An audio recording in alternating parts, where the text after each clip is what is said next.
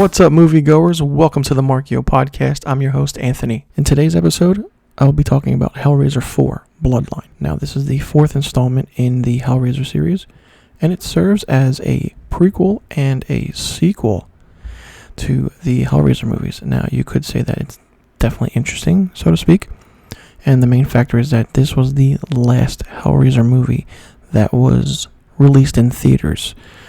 So that's saying something and saying a lot. Now, basically the story is set in space in the near future, and it's set in the 18th century. Basically, the story tells about how the Lamont configuration came to be and the family behind the creation of that, and how Pinhead came to be and how these Cenobites, started, I don't know how they began, so to speak. And of course, the title of the movie is Hellraiser Bloodline, so there's a lineage there in this movie.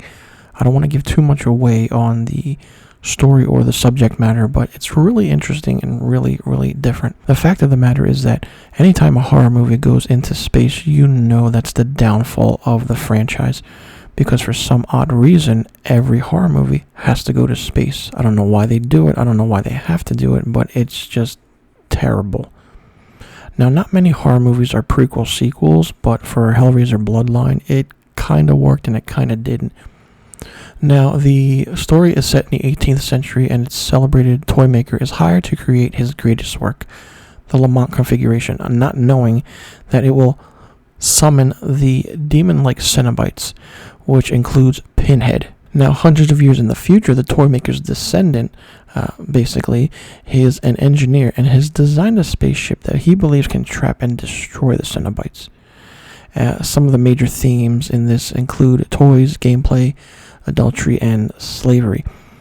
And the interesting thing is that, we see the young toy maker in the 18th century, who is played by Bruce Ramsey, and he also plays his descendant in space in the near future.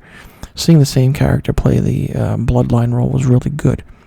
Now, with this movie, as it goes on and on, once again, Pinhead is not really seen that much in this movie. He's not really seen in any of the movies before then either, up until the ending. But with this one, he came in maybe close to the middle of the movie, which was good, and he stayed up until the end. It's different. I feel like Pinhead is more powerful in a way in this movie. I don't know how, I don't know why, but it's interesting to say because, this is a different iteration and take. You feel like he's more evil, and he's more, he doesn't care and he doesn't give a shit. The toy maker in the 18th century creates this Lamont configuration, and which opens a portal to hell. One of the descendants, the villain in the 18th century, his descendant creates a skyscraper in Manhattan that resembles the Lamont configuration.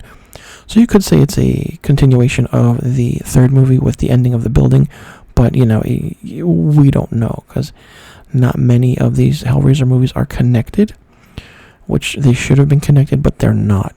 Now, we have the Lamont configuration. Now, we also have something called the Elysium configuration, which is an anti-Lamont configuration, which creates light that serves to permanently close all the gateways to hell.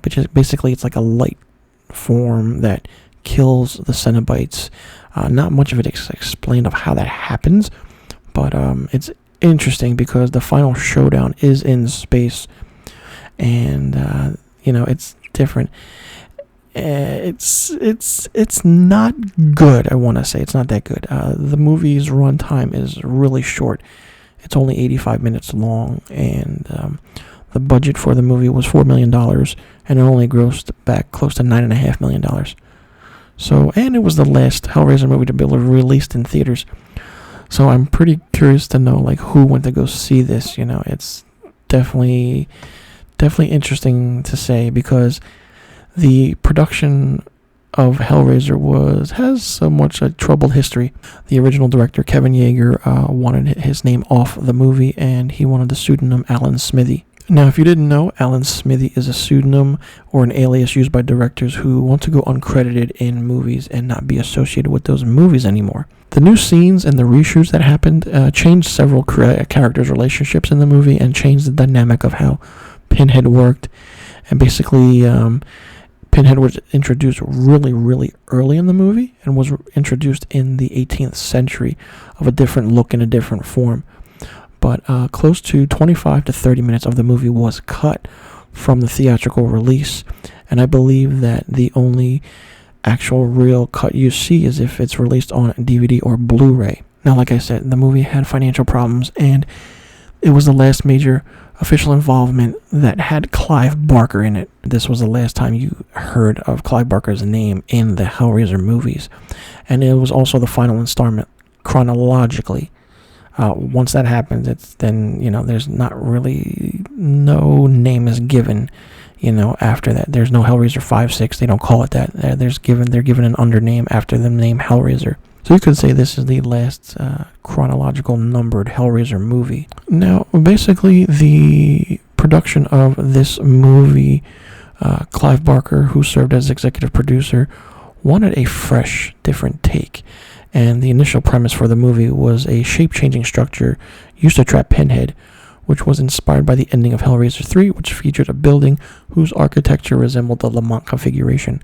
So like I said before, the building that's in this, it kind of resembles the third, but it's not directly linked to that third movie.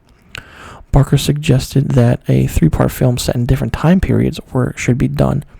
And one of the writers of the previous Hellraiser 2 movie, Peter Akins, added that the Lemon Shard storyline, and going back to Barker's novella, which is the 18th century family that created the Lamont configuration.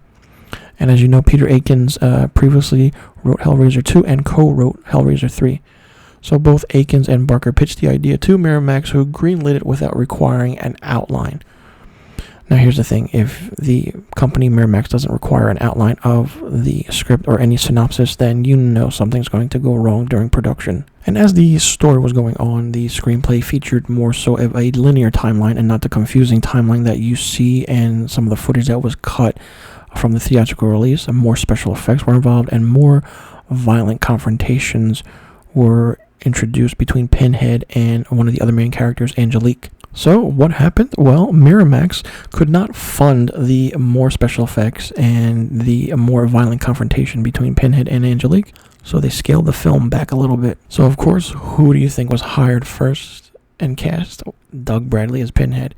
Now he only agreed to do the film and said that it should focus more on the other characters, and several less known characters joined in major roles, like the character of the ancestors and the lineage and the creators of the Lamont configuration. This movie had a lot of trouble during pre and post production, and it's interesting because it's different. And the themes in this movie is basically toys, playing with death and resurrection, and trying to figure out darkness and light and the oversawing factor of Jesus and hell and evil and the devil. And it's different. It's really interesting because you don't really see that much of the light and dark in any horror movie, but they did it kind of good, but it wasn't executed well. Now, while I did like it and while I did enjoy this movie, it wasn't the best.